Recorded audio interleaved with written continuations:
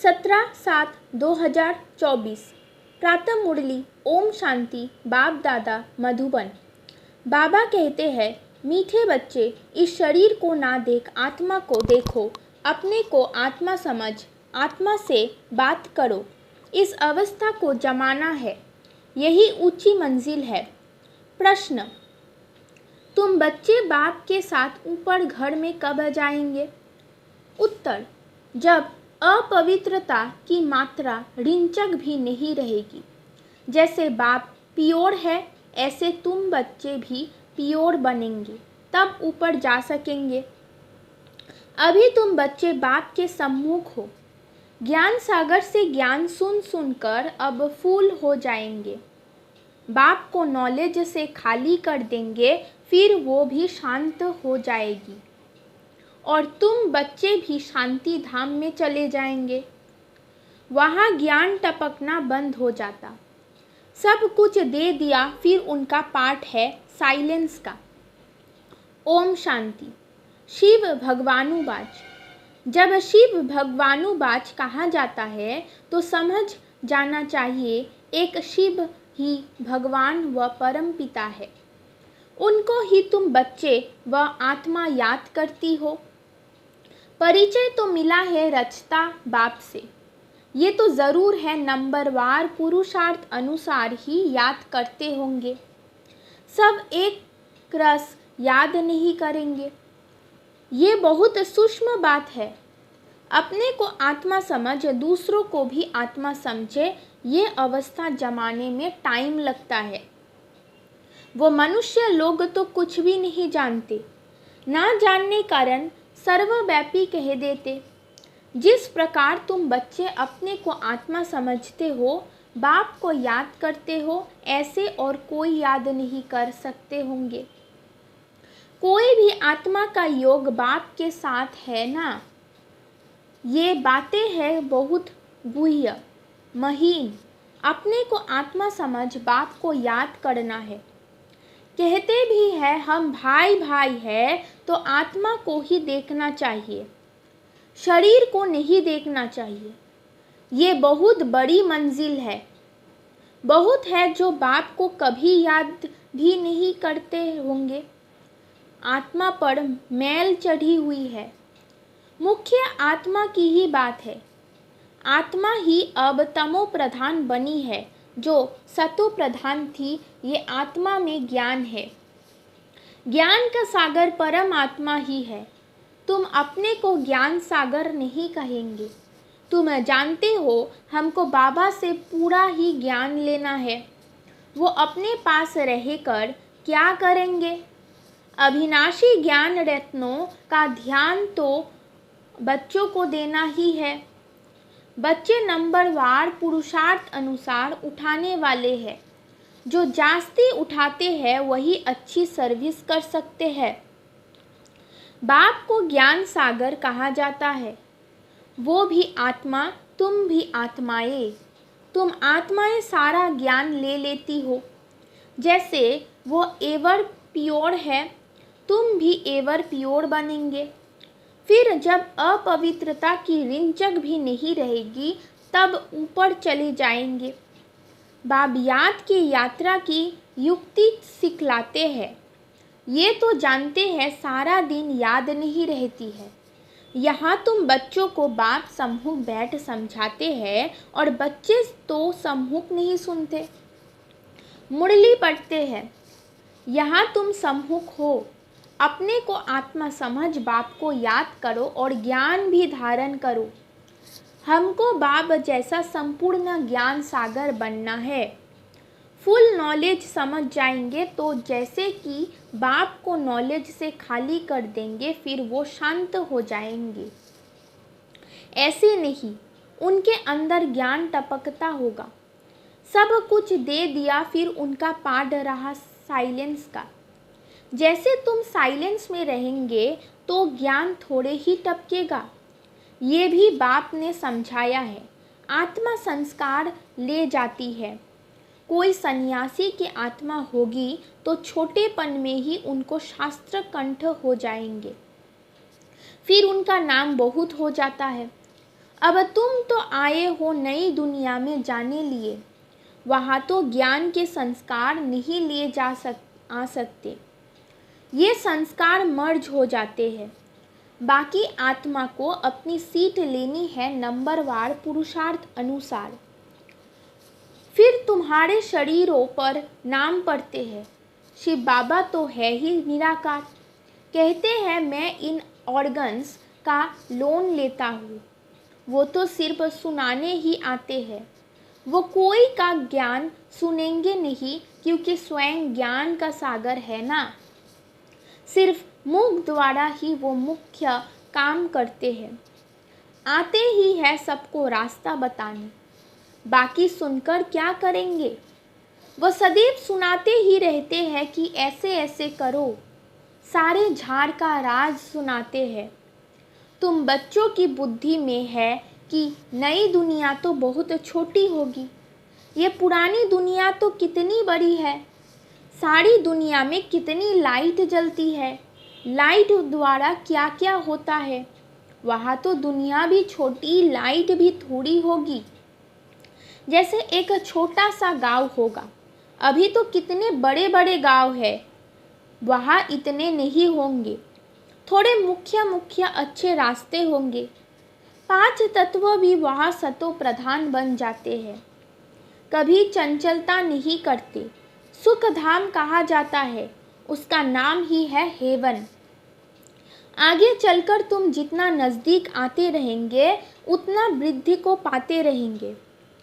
बाप भी साक्षात्कार कराते रहेंगे। फिर उस समय लड़ाई में भी लश्कर की अथवा एरोप्लेन आदि की दरकार नहीं रहेगी। वो तो कहते हम यहाँ बैठे सबको ख़त्म कर सकते हैं। फिर ये एरोप्लेन आदि थोड़े ही काम में आएंगे। फिर ये चंद्रमा और आदि में प्लाट आदि देखने भी नहीं जाएंगे। ये सब फालतू साइंस का घमंड है। कितना शो कर रहे हैं। ज्ञान में कितनी साइलेंस है। इसको ईश्वर या दात देन कहते हैं। साइंस में तो हंगामा ही हंगामा है। वह शांति का जानते ही नहीं। तुम समझते हो विश्व में शांति तो नई दुनिया में थी। वो है सुख धाम। अभी तो दुख अशांति है। ये भी समझाना है। तुम शांति चाहते हो, कभी अशांति हो ही नहीं। वो तो है शांति धाम और सुख धाम में। स्वर्ग तो सब चाहते हैं। भारतवासी ही बैकुंठ स्वर्ग को याद करते हैं और धर्म वाले बैकुंठ को याद नहीं करते। वो सिर्फ शांति को याद करेंगे। सुख को तो याद कर ना सके, लॉ नहीं कहता। सुख को तो तुम ही याद करते हो, इसलिए पुकारते हो हमें दुख से लिबरेट करो। आत्माएं असूल शांति धाम में रहने वाले हैं। ये भी कोई जानते थोड़े ही है। बाप समझाते हैं तुम बेसमझ थे, कब से बेसमझ बने। 16 कला से 12-14 कला बनते जाते, माना बेसमझ बनते जाते। अभी कोई कला नहीं रही है। कॉन्फ्रेंस करते रहते हैं, स्त्रियों को दुख क्यों है। अरे दुख तो सारी दुनिया में है, अथा दुख है। अब विश्व में शांति कैसे हो। अब तो ढेर के ढेर धर्म है। सारे विश्व में शांति तो अब हो ना सके। सुख को तो जानते ही नहीं। तुम बच्चियां बैठ समझाएंगी। इस दुनिया में अनेक प्रकार के दुख है, अशांति है। जहाँ से हम आत्माएं आई है वो है शांति धाम, और जहाँ ये आदि सनातन देवी देवता धर्म था वो था सुख धाम। आदि सनातन हिंदू धर्म नहीं कहेंगे। आदि माना प्राचीन, वो तो सतयुग में था। उस समय सब पवित्र थे। वो है ही निर्विकारी दुनिया, विकार का नाम नहीं। फर्क है ना। पहले पहले तो निर्विकारी पना चाहिए ना। इसलिए बाप कहते हैं मीठे मीठे बच्चों, काम पर जित पहनो। अपने को आत्मा समझो। अभी आत्मा अपवित्र है। आत्मा में खाद पड़ी है। तब जेवर भी ऐसे बने हैं। आत्मा पवित्र तो जेवर भी पवित्र होगा। उनको ही वाइसलेस वर्ल्ड कहा जाता है। बर का मिसाल भी तुम दे सकते हो। सारा झाड़ खड़ा है, फाउंडेशन है नहीं। ये आदि सनातन देवी देवता धर्म है नहीं और सब खड़े हैं, सब अपवित्र है। इनको कहा जाता है मनुष्य। वो है देवताएं। मैं मनुष्य को देवता बनाने आया हूँ। 84 जन्म भी मनुष्य लेते हैं। सीढ़ी दिखानी है कि तमो प्रधान बनते हैं तो हिंदू कह देते हैं। देवता कह ना सके क्योंकि पतित है। ड्रामा में ये राज है ना। नहीं तो हिंदू धर्म कोई है नहीं। आदि सनातन हम ही देवी देवता थे। भारत ही पवित्र था, अब अपवित्र है तो अपने को हिंदू कहलाते हैं। हिंदू धर्म तो कोई ने स्थापन किया नहीं है। ये बच्चों को अच्छी रीति धारण कर समझाना है। आजकल तो इतना टाइम भी नहीं देते हैं। कम से कम आधा घंटा दे तब पॉइंट सुनाई जाए। पॉइंट तो ढेर है, फिर उनसे मुख्य सुनाई जाती है। पढ़ाई में भी जैसे जैसे पढ़ते जाते हैं तो फिर हल्की पढ़ाई अलफ बे आदि थोड़े ही याद रहती है, वो भूल जाती है। तुमको भी कहेंगे अभी तुम्हारा ज्ञान बदल गया है। अरे पढ़ाई में ऊपर चढ़ते जाते हैं तो पहली पढ़ाई भूलती जाती है ना। बाप भी हमको नित्य नई नई बातें सुनाते हैं। पहले हल्की पढ़ाई थी, अब बाप गुया गुया बातें सुनाते रहते हैं। ज्ञान का सागर है ना। सुनाते सुनाते फिर पिछाड़ी में 2 अक्षर कह देते, अलफ को समझा तो भी काफ़ी है। अलफ को जानने से वे को जान ही लेंगे। इतना सिर्फ समझाओ तो भी ठीक है। जो जास्ती ज्ञान नहीं धारण कर सकते वो उच्च पद भी पा नहीं सकते। पास विद ऑनर हो ना सके, कर्मातीत अवस्था को पा ना सके, इसमें बड़े मेहनत चाहिए। याद की भी मेहनत है, ज्ञान धारण करने की भी मेहनत है। दोनों में सब होशियार हो जाए सो भी तो हो ना सके। राजधानी स्थापन हो रही है, सब नर से नारायण कैसे बनेंगे। इस गीता पाठशाला की एम ऑब्जेक्ट तो ये है। वही गीता ज्ञान है, वो भी कौन देते हैं ये तो सिवाय तुम्हारे कोई जानते ही नहीं। अभी है कब्रिस्तान, फिर परिस्तान होने का है।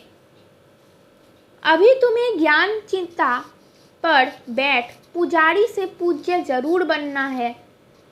साइंस वाले भी कितने होशियार होते जाते हैं, इन्वेंशन निकालते रहते हैं।